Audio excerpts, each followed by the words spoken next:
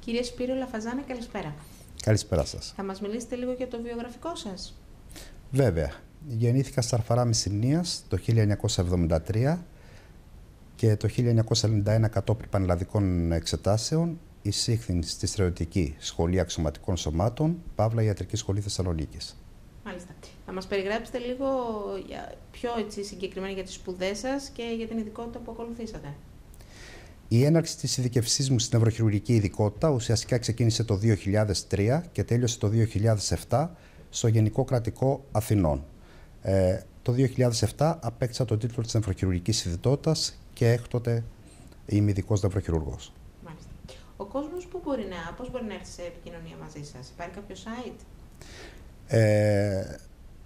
Υπάρχει ένα site το οποίο έχει αναρτηθεί τώρα τελευταία στο διαδίκτυο, το οποίο μπορεί να δώσει κάποιες πληροφορίες σχετικά με την νευροχειρουργική ειδικότητα και η διεύθυνση του οποίου είναι s.pavlalafazanos.gr.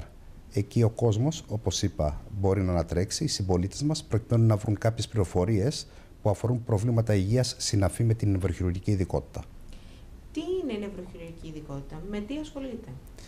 Η νευροχειρουργική ειδικότητα ουσιαστικά είναι η ειδικότητα η οποία προσφέρει την προοπτική θεραπείας σε ασθενείς που πάσχουν από ευρέως φάσματος καλοήθης βλάβες του κεντρικού νευρικού συστήματος, δηλαδή βλάβες που αφορούν τον εγκέφαλο και τον νοτιό μυελό.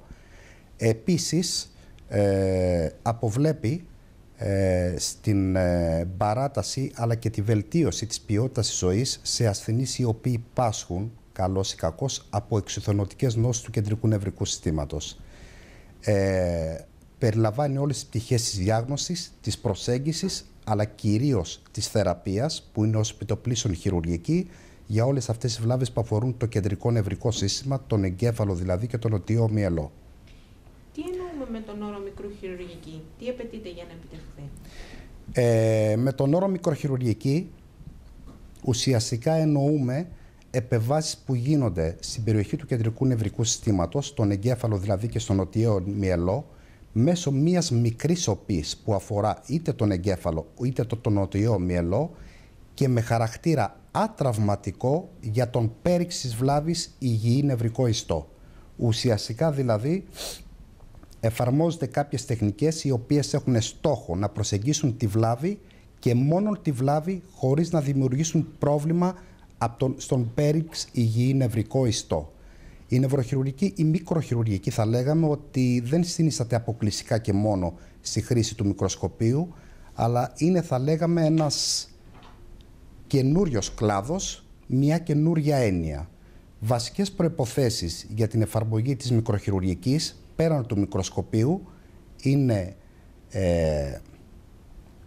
η χρήση κάποιων εργαλείων μικροχειρουργικής, καθώς επίσης και η επαρκής εκπαίδευση του νευροχειρουργού στα εργαστήρια νευροχειρουργικής ανατομίας.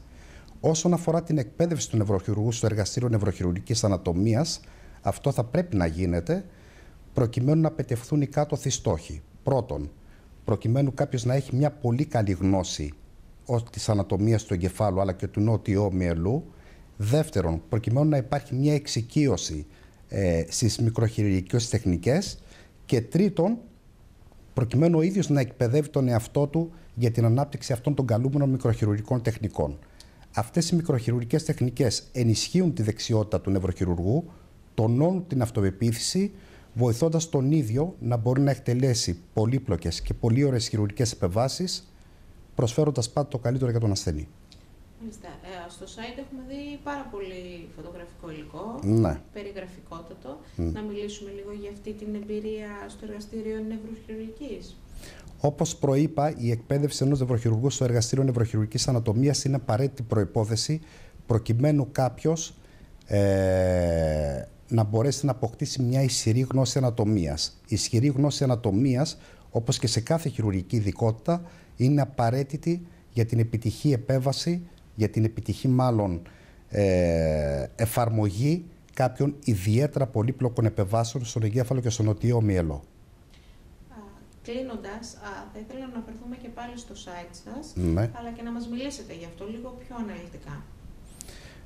Η διεύθυνση που μπορεί κάποιος να δει το site, το οποίο έχει αναρτηθεί πρόσφατα στο διαδίκτυο, είναι, όπως είπα, s.pavlalafazanos.gr. Εκεί κάποιος μπορεί να ανατρέξει, να βρει κάποιες πληροφορίες που αφορούν θέματα υγείας συναφή με την νευροχειρουργική ειδικότητα.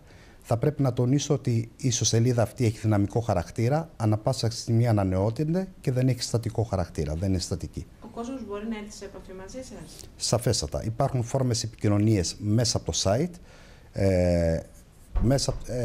και μέσα από το οποίο μπορεί κάποιος να έρθει σε επικοινωνία μαζί μου.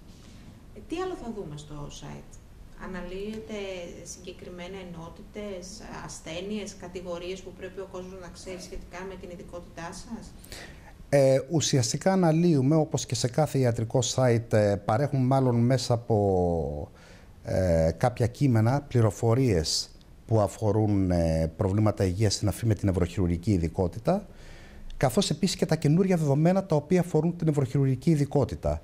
Γιατί θα πρέπει να τονίσουμε το εξής, ότι η νευροχειρουργική ειδικότητα είναι μια ειδικότητα που τον τελευταίο καιρό έχει εξελιχθεί ιδιαίτερα. Αυτό οφείλεται σε δύο λόγους. Πρώτον, στην τεχνολογική επανάσταση που έχει λάβει η χώρα τα τελευταία χρόνια, π.χ. το ενδοσκόπιο, το μικροσκόπιο, η χρήση κάποιων νέων απεικονιστικών μεθόδων, η νευροπλοήγηση, αλλά και η καλύτερη κατανόηση από ιατρικής μεριάς της φυσιολογίας και της ανατομίας του κεντρικού νευρικού συστήματος.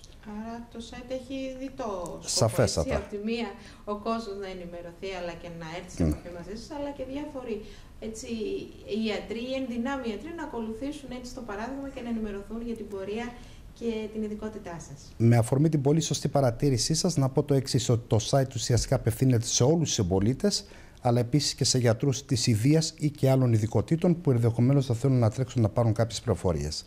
Σας ευχαριστούμε πολύ. Παρακαλώ, να είστε καλά.